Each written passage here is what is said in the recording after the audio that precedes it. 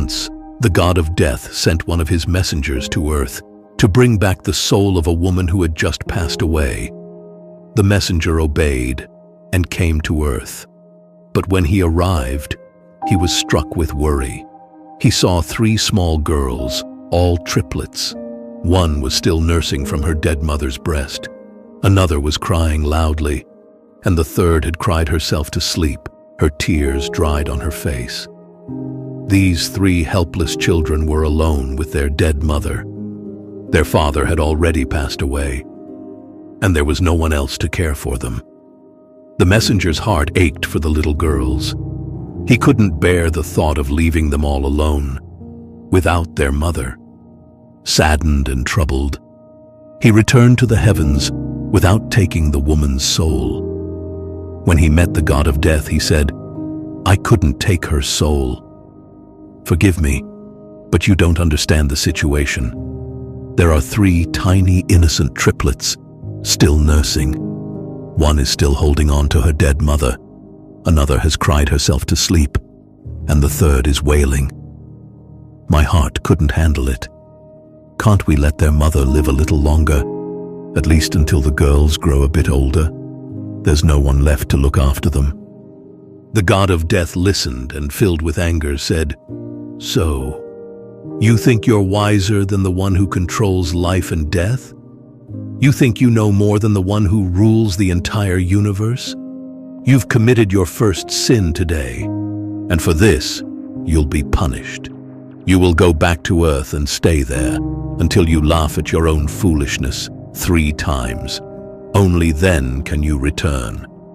The messenger accepted the punishment, but deep down, he believed he had done the right thing.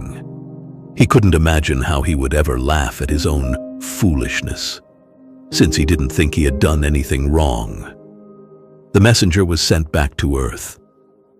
Not far from where he lay, a cobbler was preparing to head into the city to buy warm clothes and blankets for his children, as winter was coming. On his way, he saw a man shivering by the side of the road, naked and cold. This man was the messenger cast down to Earth. The cobbler felt sorry for him, and instead of buying clothes for his children, he decided to buy a blanket and warm clothes for the stranger. The messenger had no food and nowhere to stay, so the cobbler invited him home. "Come with me," he said.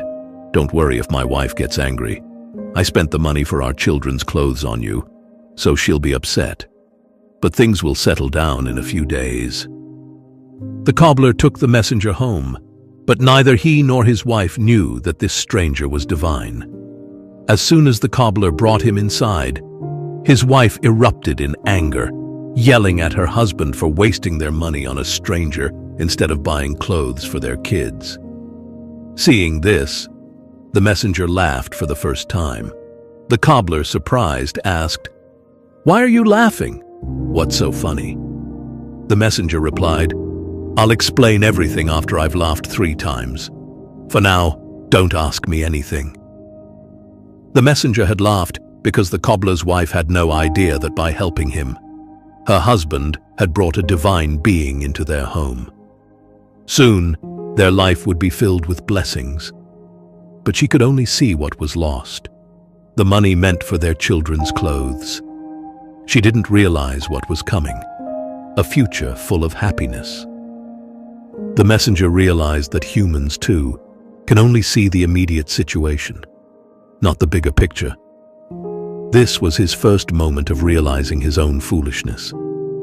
Over time, the messenger learned the cobbler's trade, and being divine, he quickly became skilled.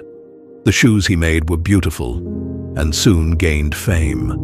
Within months, the cobbler became wealthy, and his shop was known far and wide for its extraordinary shoes.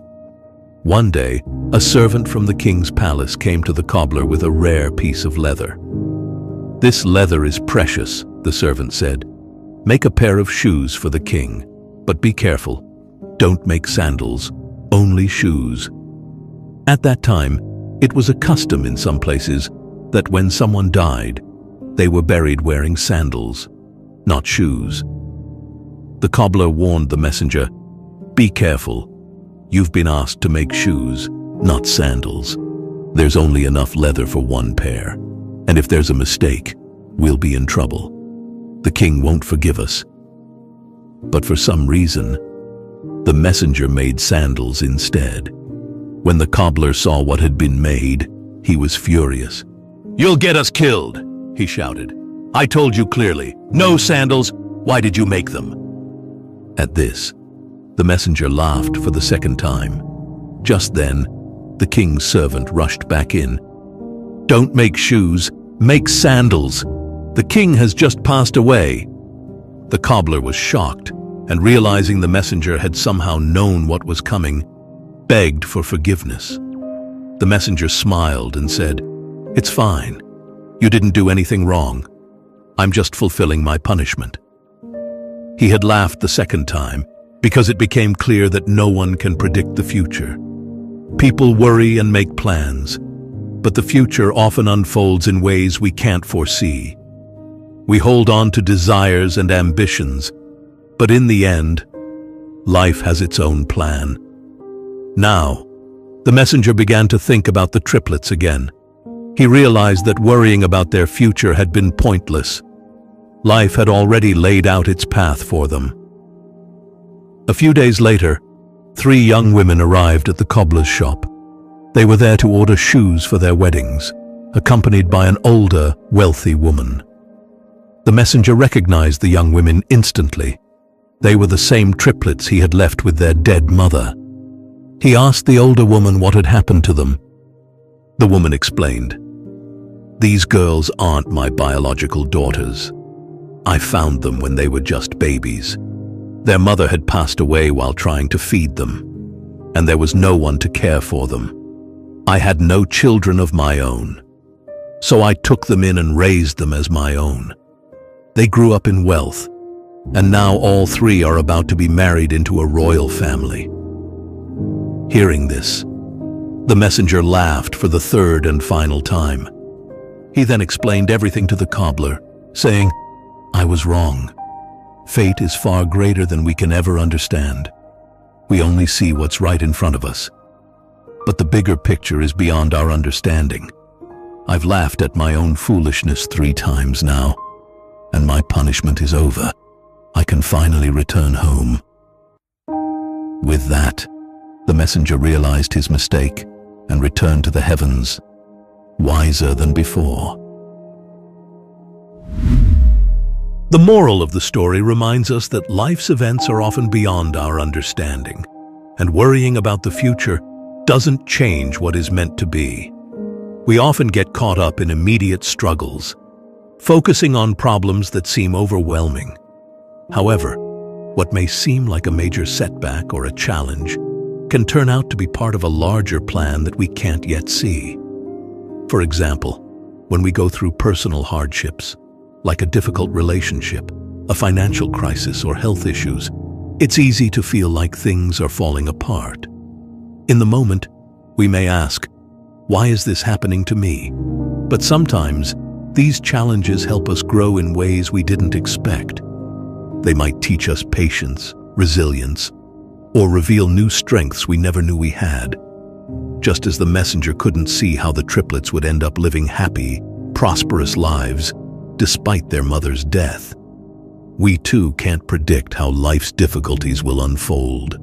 Sometimes, our toughest moments lead to personal growth or new opportunities that we couldn't have imagined. The story teaches us to trust the process of life, to be patient, and to understand that things often happen for a reason, even when we can't see it right away.